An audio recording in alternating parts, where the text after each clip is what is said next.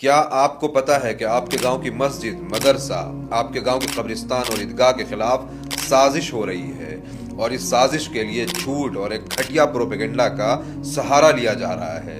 हमने ये खूब सुना है कि इंडिया में वक्फ बोर्ड डिफेंस और रेलवे के बाद सबसे ज्यादा लैंड ओन करती है, जो कि 9,40,000 एकड़ जमीन है। कंट्री का तीसरा सबसे बड़ा जमीन का मालिक। रेलवे और सेना के बाद सबसे ज्यादा उसने जमीनों पे कब्जा कर लिया। इंडियन डिफेंस और इंडियन रेलवेज के पास थर्ड लार्जेस्ट प्रॉपर्टी होल्डर है वक्फ board. The country's third largest landowner after the Indian Railways and also after our armed forces. सेना और रेलवे के बाद भारत में सबसे ज्यादा अगर जमीन किसी के पास है तो वो वक्फ बोर्ड है।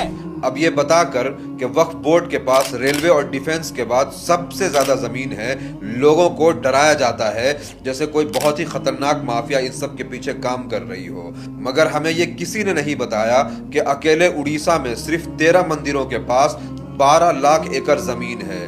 मतलब वक्फ का पूरे इंडिया में जितनी जमीन है उससे 40% ज्यादा अकेले उड़ीसा के 13 मंदिरों के पास जमीन है। और आगे देखिए, तमिलनाडु के मंदिरों के पास 4,78,000 एकड़ जमीन, आंध्र प्रदेश के पास 4 लाख एकड़ जमीन और तेलंगाना के मंदिरों के पास 87,000 एकड़ जमीन है। मतलब अगर उड़ीसा को हटा भी दें तो देश के सिर्फ 3 स्टेट के मंदिरों के पास वक्फ बोर्ड से ज्यादा जमीन है, जबकि 3 स्टेट के बाद अभी 25 स्टेट और 8 यूनियन टेरिटरीज का कैलकुलेशन बाकी है।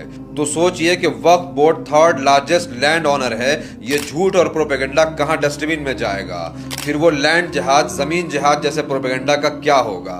लैंड जिहाद का दूसरा नाम है वक्फ बोर्ड। क्या वक्फ बोर्ड की आड़ में वाकई लैंड जिहाद किया जा रहा है? असल में ये लोग इस झूठ और फ्रेब के जरिए मेजॉरिटी कम्युनिटी को डराना चाहते हैं और फिर वक्फ अमेंडमेंट एक्ट के लिए नैरेटिव बना करके मुसलमानों के मस्जिद और मदरसों को, ईदगाह और कब्रिस्तान के जमीनों को सीज करना चाहते हैं। इसीलिए ऐसी इंफॉर्मेशन को फैलाइए, लोगों को अवेयर करिए।